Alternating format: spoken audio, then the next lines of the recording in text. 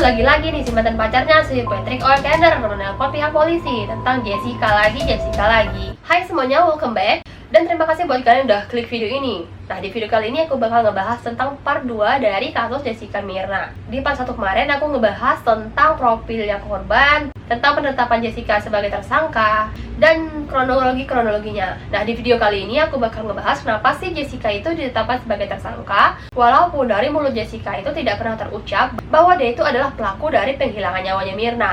Nah, sebelum kita masuk ke kenapa-kenapanya, kita masuk dulu nih ke profil dari Jessica Kumala Wongso.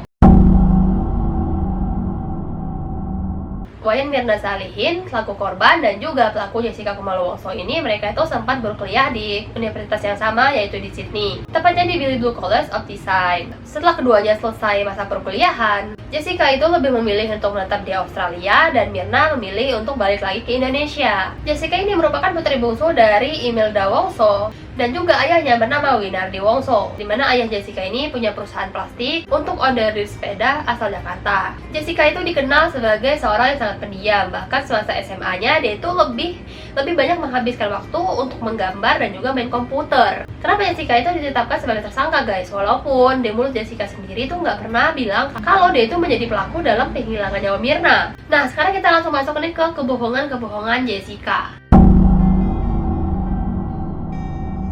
Menurut Dr. Natalia Widiasi, dia itu membeberkan beberapa fakta-fakta tentang Jessica Kumala Wongso selama Jessica masih berada di persidangan. Di mana menurut Dr. Natalia Widiasi ini, dia mengatakan ada 5 kebohongan Jessica saat dalam persidangan tersebut. Tetapi Dr. Natalia ini nggak bisa bilang kalau itu adalah sebuah kebohongan. Hanya saja Dr. Natalia ini lebih memilih kalimat inkonsistensi. Jadi keterangan Jessica itu selalu berubah-ubah di saat persidangan. Jadi Jessica itu nggak konsisten gitu sama keterangan yang dia berikan. Dimana dari keterangan Jessica yang pertama kan dia itu mengatakan kalau di saat Myrna lagi kolek, lagi kejang-kejang, mulutnya berbusa, dia sama Hani itu sempat ngebantu kayak ngegoyangin tubuhnya Myrna gitu kan biar sadar. Tetapi di CCTV tersebut tidak nampak kalau si Jessica itu sempat ngebantu Hani buat ngebangunin Myrna gitu. Jadi kayak Jessica ini cuman berdiri kayak bengong gitu. Yang kedua, Jessica ini bilang kalau dia itu nggak datang ngelayat ke rumahnya Myrna itu pada tanggal 7 sama tanggal 8. Dikarenakan katanya dia itu lagi sakit dan dia datang itu baru di tanggal 9 Januarinya dia datang layat ke rumahnya Myrna. Dan itu pun terbukti dari data rekaman dan juga WhatsApp-nya si Jessica bahwa dirinya itu lagi sakit asma. Padahal Jessica itu mengaku sama ahli psikiater melalui tulisan tangannya sendiri. Dia mengatakan bahwa asmanya itu sudah nggak pernah kambuh lagi. Dan juga setelah diperiksa bahwa si Jessica ini tidak pernah memiliki riwayat rawat inap karena penyakit asma. Dan yang ketiga, soal komunikasi Jessica sama Hani. Di mana Jessica itu mengakui bahwa dia sama Hani itu sudah tidak berhubungan lagi ataupun tidak berkomunikasi dari tanggal 7 Januari tahun 2016. Di mana Jessica ini bilang kalau Hani itu dilarang buat berkomunikasi sama dia. Tetapi ternyata itu nggak sesuai sama keterangan dari Hani, guys. Di mana Hani itu katanya masih menghubungi Jessica, tetapi dari pihak Jessica lah yang nggak pernah membalas WhatsApp-nya si Hani. Dan yang keempat, Jessica ini mengaku bahwa dia itu tidak pernah memiliki masalah sama mantan pacarnya. Dan Jessica juga bilang kalau dia itu nggak pernah masuk rumah sakit. Tetapi keterangan dari Jessica itu tidak sesuai dengan keterangan dari rekan kerja Jessica yang ada di Australia dan juga dari atasannya. Padahal Jessica itu pernah dirawat inap di sebuah rumah sakit di Australia tuh sebanyak 3 kali karena masalah depresi karena putus sama pacarnya. Yang kelima, Jessica ini bilang kalau dia itu nggak pernah mau ngelihat sisi negatif dari seseorang. Padahal Jessica itu mengakui bahwa dia itu kerap kesal sama keluarga dan juga kakaknya, tidak pernah memberikan support kepadanya di saat dia itu lagi berada di titik terendah. Dan yang paling epicnya lagi nih guys, kebohongan Jessica yang terungkap di saat persidangan itu tepatnya pada pukul 3.30 sore. Pada saat itu Hani nelpon Jessica buat nanya keberadaan Jessica, dia udah di mana. Dan Jessica itu bilang kalau dia itu masih berada di jalan. Sementara pada CCTV Cafe Olivier itu terlihat bahwa jam 3.30 sore itu Jessica sudah berada di Cafe Olivier tersebut. Jadi gimana menurut kalian? Apakah Jessica ini benar-benar seorang pelaku? Jadi kalian bisa komen di bawah ya. Dan ada beberapa tingkah yang sangat mencurigakan dari Jessica Kumala Wongso. Nah, dari tingkah-tingkah yang sangat mencurigakan inilah yang membawa Jessica Kumala Wongso ini menjadi tersangka dalam kasus penghilangan nyawa Mirna. Nah, saat itu di tanggal 5 Desember tahun 2015, di mana si Jessica ini balik ke Indonesia dari Australia. Pertama kali yang dia hubungi adalah Mirna setelah sekian lama mereka itu tidak berkomunikasi. Tetapi WhatsApp dari Jessica itu tidak dibalas sama Mirna. Dan pada tanggal 6 Desember tahun 2015, Jessica tibalah di Indonesia. Kemudian pada tanggal 7 Desember, si Jessica ini menghubungi lagi Mirna untuk dia bilang kalau dia itu sudah sampai di Indonesia. Dan pada tanggal 7 Desember itulah akhirnya chatnya si Jessica ini dibalas sama Mirna. Dan pada saat itu Jessica ini mengajak Mirna buat ketemuan lah. Akhirnya mereka ketemuan di sebuah restoran yang berada di Sunter, Jakarta Utara. Dan pada saat ketemuan itu, Arif Sumarko kan ngantar Mirna. Jadi yang ketemu itu mereka bertiga, yaitu Mirna, Arif Sumarko, dan juga Jessica Kumala Wongso. Dan setelah mereka ketemuan, akhirnya komunikasi antara Jessica dan juga Mirna pada waktu itu kembali lancar. Dan seminggu setelah pertemuan mereka berdua, tepatnya di 15 Desember tahun 2015, Jessica ini meminta Mirna untuk membuat sebuah grup WhatsApp di mana beranggotakan yaitu Mirna, Jessica, Vera, sama Hani. Lalu grup mereka itu diberi nama Billy Blue Days. Nah, di dalam percakapan grup tersebut, di mana Jessica ini mengajak ketiga temannya yaitu Vera, Hani, sama Mirna untuk ketemuan nih. Akhirnya pada saat itu diputuskanlah mereka ini bertemu di sebuah kafe yaitu Cafe Olivier, tepatnya di Grand Indonesia. Dan yang milih siapa? Yaitu Mirna. Nah, ada beberapa kecurigaan-kecurigaan nih dari kasus ini. Yang pertama, jauh-jauh hari sebelumnya Jessica itu hanya menghubungi Mirna, nggak sama Vera, nggak juga sama Hani. Dan Jessica ini niat banget buat membuat sebuah grup, di mana grup itu berisi mereka berempat. Dan getol banget nih Jessica buat ngajak mereka ini ketemuan. Nah, sekarang kita beranjak nih ke tingkah-tingkah mencurigakan yang dialami oleh Jessica ini.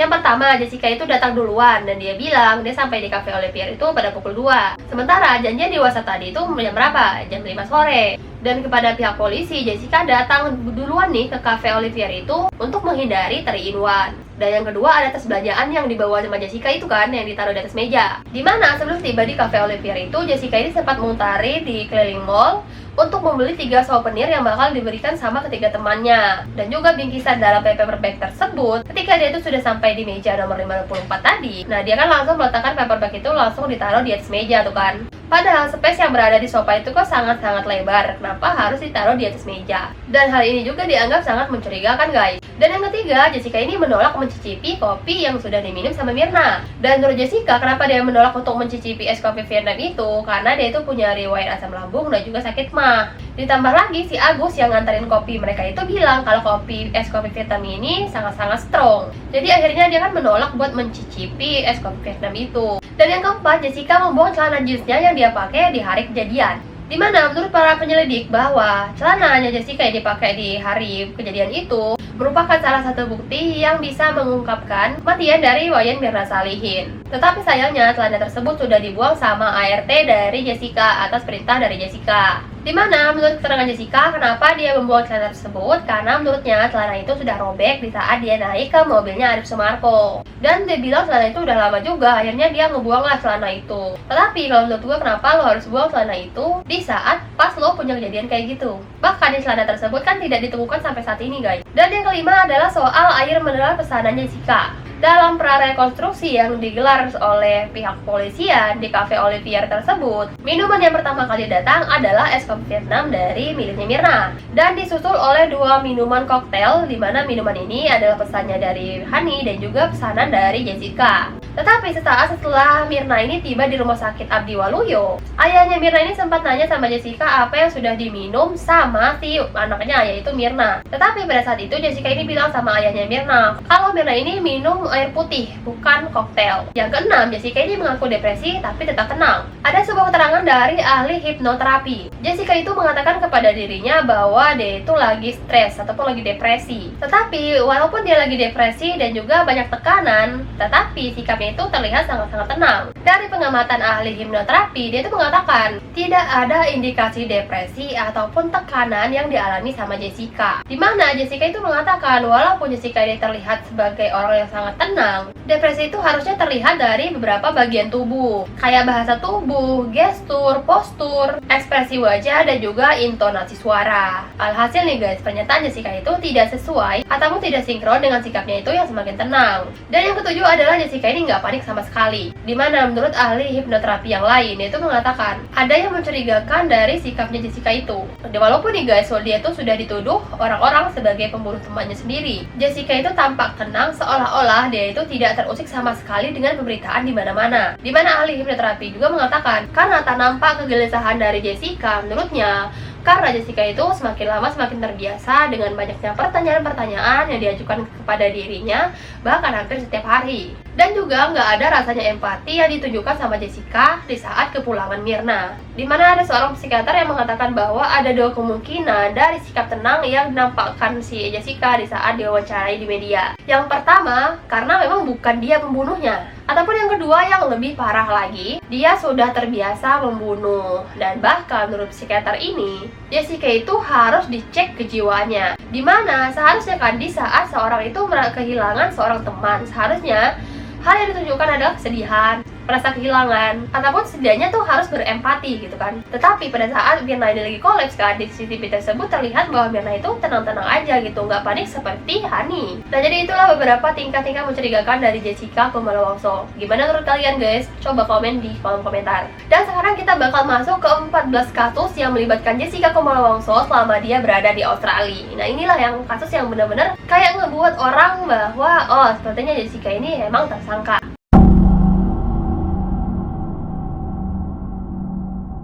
Laporan pertama di Australia tercatat di 5 Juni tahun 2008, di mana Jessica ini melapor kepada pihak polisian bahwa dia itu sudah kehilangan tasnya, itu tepatnya di sebuah stasiun. Dan laporan kedua pada tanggal 23 Maret tahun 2014. Jessica ini ditemukan sedang mengendarai mobil dengan pengaruh alkohol. Kemudian dia itu dipanggil oleh pihak pengadilan karena dia sudah menyalahi undang-undang tentang perhubungan darat dan juga akhirnya SIM-nya itu ditangguhkan. Dan pada kasus ini, Jessica itu diancam 2 tahun penjara. Yang ketiga, pada tanggal 28 Januari tahun 2015, Jessica dilaporkan oleh mantan pacarnya bernama Patrick O'Connor. Dia mengatakan bahwa dia itu memperoleh pesan dari Jessica yang bilang kalau dia itu bakal ngebunuh si Patrick. Ketika pihak polisi itu datang untuk memeriksa kamar Jessica, dan polisi menemukan adanya sebuah pisau yang terletak di atas kasur Jessica. Dan kemudian polisi menyerahkan Jessica kepada psikolog untuk dites kejiwaannya. Dimana kembali lagi nih si Patrick O'Connor, dia itu menelpon pada pihak polisi. Dia mengatakan bahwa Jessica itu mengirim pesan kepadanya. Dia mengatakan bahwa dia itu bakal menghilangkan nyawa sendiri. Dan yang kelima, kembali lagi nih dilaporkan sama Patrick O'Connor kepada pihak polisi bahwa Jessica mengalami kecelakaan dengan menabrak sebuah bangunan dan bahkan mobilnya itu mengalami rusak parah dan Jessica juga mengalami luka-luka.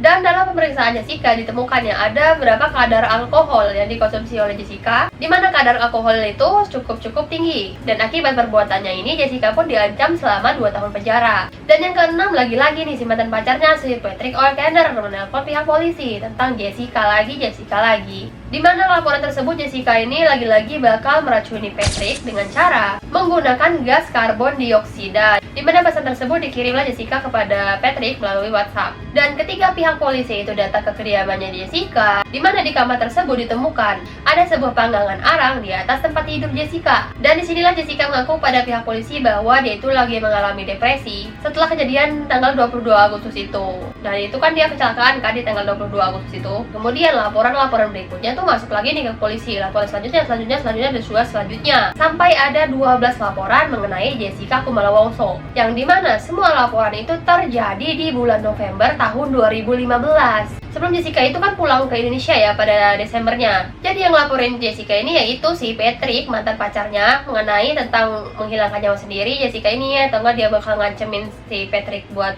dibunuh. Dan juga kendaraan Patrick ini mengalami kerusakan. Dan dugaan yang paling kuat bahwa yang ngerusakin mobilnya si Patrick itu adalah si Neng Jessica ini. Dan selama pemeriksaan di bulan November tahun 2015 itu, di mana pihak polisi Australia ini menemukan ada banyak banget obat-obatan di kamar Jessica. Dan juga ada sensor asap yang ditutupi oleh Jessica menggunakan sebuah lakban. Dan juga ada 3 surat yang ditulis sama Jessica nih. Di mana salah satu surat itu berisikan bahwa si Patrick O'Connor lah yang bertanggung jawab atas kematian dirinya. Sementara 2 surat lainnya adalah surat perpisahan Jessica sama teman-temannya dan juga surat perpisahan Jessica sama keluarganya. Jadi sepertinya Jessica itu bakal menghilangkan nyawanya sendiri. Dimana kan Jessica itu sudah menyiapkan surat-surat ya untuk keluarga, untuk teman, dan bahkan untuk mantan pacarnya. Selanjutnya laporan terakhir nih, dimana laporan ini sudah masuk ke 13 laporan. Dimana laporan itu terjadi tanggal 29 November tahun 2015. Nah, aduan ini berbeda nih, bukan si Patrick yang laporin, tapi temannya Jessica. Dimana temannya Jessica ini bilang sama pihak polisi, karena Jessica itu sudah beberapa hari tidak masuk kerja. Kenapa temannya langsung menelpon pihak polisi? Karena kan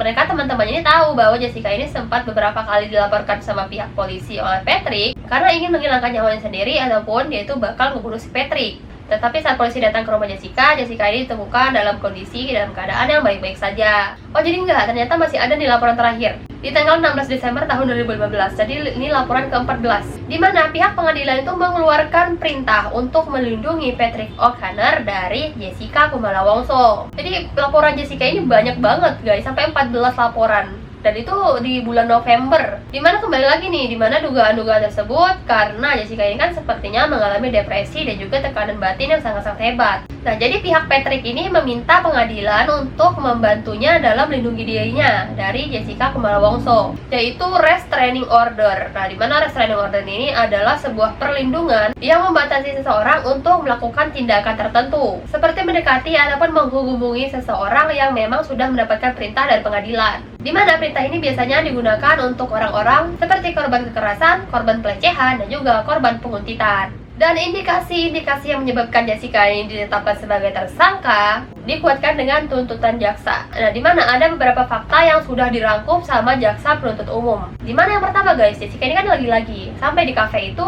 lebih awal. Sambil membawa paper bag, dia duduk di kursi dan mengatur ataupun menata paper bag itu. Dan yang kedua, Jessica ini terlihat seperti memantau lingkungan sekitar. Seperti yang kalian dari rekaman CCTV itu guys, dimana di rekaman CCTV itu terlihat sepertinya Jessica itu kayak beberapa kali telingak-telinguk kayak ngeliatin kursinya mereka gitu di nomor 54 itu. Dan juga berupaya untuk menghalangi pandangan orang sekitar dan juga pandangan CCTV.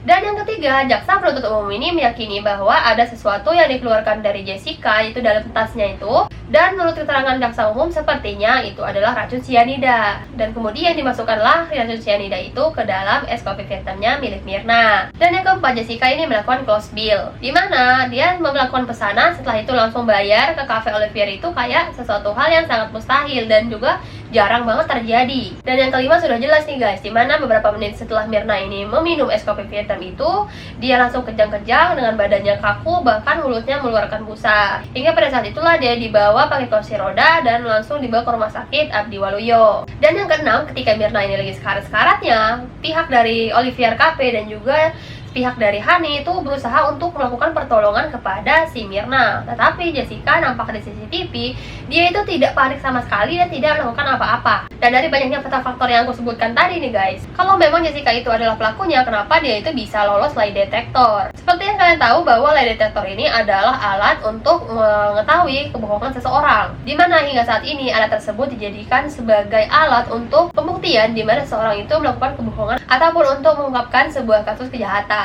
Dan juga terdakwa pembunuhan Wayan Mirna Salihin, yaitu Jessica Kumala Wongso, satu-satunya orang di Indonesia yang lolos di lie detector. Tapi lolos dari deteksi kebohongan itu lie detector itu bukanlah sesuatu hal yang sangat mustahil. Gak seseram sama namanya, karena alat ini juga bukan merupakan sebuah alat untuk penerawangan. Alat ini bekerja dengan cara mengenali perubahan fisiologis yang terjadi pada tubuh manusia, seperti tekanan darah, denyut nadi, tarikan nafas, sampai keluarnya keringat saat terjadi perubahan emosi. Kuncinya adalah agar bisa lolos lie detector itu adalah tenang. Nah, dimana Jessica itu terlihat kan sangat tenang, sangat-sangat terbiasa, dan bahkan dia itu kayak tidak menunjukkan ekspresi apapun, walaupun dia itu lagi berada di duduk tanduk dengan dakwaan pembunuhan berencana. Jadi mungkin itulah kenapa Jessica ini bisa lolos lie detector, karena dia itu bersikap tenang dan gak panik. Jadi menurut kalian gimana guys? Kalian bisa tulis di kolom komentar. Dan ada beberapa motif yang sepertinya dilakukan oleh Jessica kenapa dia itu membunuh Myrna. Karena sepertinya Jessica ini mengalami depresi setelah dia putus dari Patrick O'Connor. Dan menurut keterangan dari suaminya Myrna, bahwa Myrna itu sempat menegur Jessica untuk nggak lagi berhubungan sama Patrick O'Connor. Dan yang ketiga, rasa kecewa dari Jessica ini semakin menumpuk di saat Myrna ini menikah sama Arif. Karena pada saat itu Myrna ini nggak mengundang Jessica gitu loh di pernikahan mereka berdua. Yaitu pada tanggal 28 November tahun 2015, Myrna sama si Arif ini menikah di Bali. Dan yang terakhir, kekesalan Jessica ini semakin bertambah di saat mereka bertemu nih bertiga, yaitu Arif, Myrna, sama Jessica. Arif ini sempat bilang kayak nanya, kenapa sih lu balik lagi ke Indonesia gitu. Nah mungkin karena pertanyaan dari Arif itu, akhirnya si Jessica nggak terima dan dia mulai merencanakan pembunuhan. Dan yang selanjutnya, sepertinya Jessica ini katanya punya kelainan seksual, dimana hal itu diungkapkan oleh keluarganya Myrna. Dimana pada saat itu Om Edi ini, yaitu ayahnya si Myrna, dia itu sempat menemukan chat-chat yaitu antara Jessica sama Myrna, dimana Jessica itu sempat mengirim chat kepada Myrna, dimana dalam chat itu Jessica mengirim pesan sama Myrna kayak, mau dong aku dicium lagi, aku udah lama nih gak dicium sama kamu, kayak gitu. Dan setelah dimintai keterangan, Jessica pun membantah bahwa adanya cinta segitiga antara Arif, Myrna, dan juga Jessica. Dan selanjutnya ada tentang isu uang asuransi miliknya Myrna, dimana klaim asuransi ini pertama kali itu dilontarkan oleh pihak dari Jessica, dimana menurut mereka ada seseorang yang memanfaatkan kejadian tersebut untuk mencairkan uang asuransinya Myrna. Karena uang asuransinya itu ada sebesar 5 juta dolar. Hingga karena kasus tersebut akhirnya dilimpahkanlah sama Jessica. Jadi Jessica itu dijadikan sebagai kambing hitam. Dan menurut Om Edi Darmawan, yaitu si ayahnya Myrna, dia bilang bahwa memang betul Myrna ini punya uang asuransi, tapi nggak sampai sebanyak itu. Dan ditambah lagi uang asuransi itu milik Indonesia, bukan di luar negeri. Dan menurut keterangan dari Edi Darmawan, itu ayahnya Myrna, dia juga bilang kalau uang asuransi itu sudah disumbangkan pada beberapa anak yatim, panti asuhan, dan juga lain-lain. Dan yang terakhir beredar bahwa adanya persaingan bisnis dari Cafe Olivier, yang dimana akhirnya Cafe Olivier itu karena ada persaingan bisnis, dan akhirnya Jessica ini dijadikanlah kambing hitam. Tapi resepsionis dan juga karyawan-karyawan dari kafe tersebut, mereka membantah hal itu guys. Karena menurut dia, kafe mereka itu baru buka 6 bulan yang lalu, setahun juga belum. Sehingga nggak mungkin nih guys ada motif tersebut. Bahkan menurutnya, setelah insiden kematiannya Myrna itu, bahkan kafe mereka itu sangat-sangat sepi. Nah gimana menurut kalian guys? Boleh tulis di kolom komentar. Dan setelah Jessica ini menjalani hukuman sebanyak 8 tahun dan juga mendapatkan remisi 58 bulan 30 hari karena dia berkelakuan baik, dia akhirnya dibebaskan. Dia dibebaskan di tanggal 18 Agustus 2024 yang lalu. Meskipun demikian, ia tuh masih diwajibkan untuk tetap melapor secara rutin sampai dengan tahun 2032. Kenapa Jessica ini dibebaskan karena berkelakuan baik? Karena kasus ini sempat menjadi sorotan publik Indonesia, nggak cuma di Indonesia sih, bahkan sampai dunia. Karena dirilisnya sebuah film dokumenter di Netflix yang berjudul A School Coffee and Jessica Wongso, tepatnya di Netflix pada tahun 2023 yang lalu. Dimana di film dokumenter itu menampilkan wawancara eksklusif dari pihak Jessica, keluarga Myrna, pengacara, jurnalis. Karena film tersebut memicu nih perdebatan mengenai sistem peradilan pidana yang berada di Indonesia. Karena kasusnya pada waktu itu di tahun 2023 itu viral banget, dan yang membuktikan bahwa sepertinya Jessica Kumala Wongso ini bukanlah pelakunya. Jadi menurut kalian gimana guys? Apakah kalian setuju bahwa Jessica ini dibebaskan karena berkelakuan baik? Ataukah memang sebenarnya Jessica ini memang seorang pelakunya? Dengan bukti-bukti yang sudah ada di CCTV, yang terekam di CCTV, bahwa gerak-gerik Jessica ini banyak banget yang mencurigakan. Tapi yang gue salut sama Jessica ini adalah dimana dia itu tidak pernah goyah gitu loh, selalu bersikap tenang. Dan cara ngomong, cara bicaranya itu juga sangat-sangat lembut. Bahkan selama persidangannya dia itu kan nggak pernah terlihat bahwa Jessica itu kayak mengalami depresi ataupun panic attack gitu kan, nggak sama sekali. Nah jadi gimana menurut kalian nih guys? Boleh tulis di kolom komentar. Nah guys, itu dia kasusnya Jessica Myrna dari part 1 sampai part 2. Dan gimana menurut kalian? Apakah kalian berpendapat bahwa dia itu ada pelakunya, ataukah dia ini memang menjadi korban kambing hitam? Nah sampai di sini aja guys video kali ini. Dan kalau misalnya kalian suka, bisa klik like, komen, dan juga subscribe-nya di bawah. Dan selalu nantikan video-video berikutnya. Mohon maaf kalau masih banyak salah kata di video, and bye-bye.